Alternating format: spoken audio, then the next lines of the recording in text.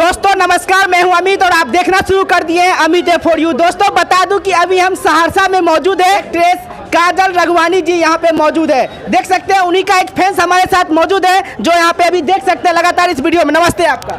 नमस्ते। क्या नाम है आपका? मेरा नाम छोटू कुमार है। वो आप काजल रघवानी जी के बहुत बड़े फैन है। हाँ। कहाँ से आए हैं मिलने के लिए? पत्थरघाट से आए हैं। वाह, पत्थरघाट से अभी सहरसा काजल रघवानी से मिलने आए हैं। मतलब कैसा लग रहा है उसे मिले अभी कि नहीं?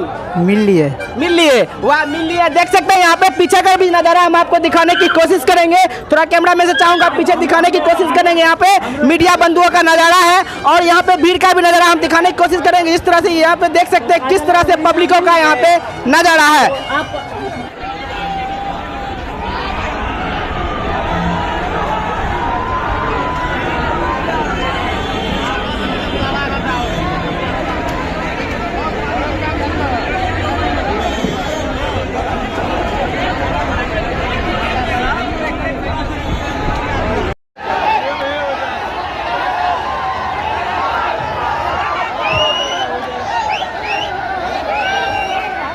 गैदरिंग हो गया यहाँ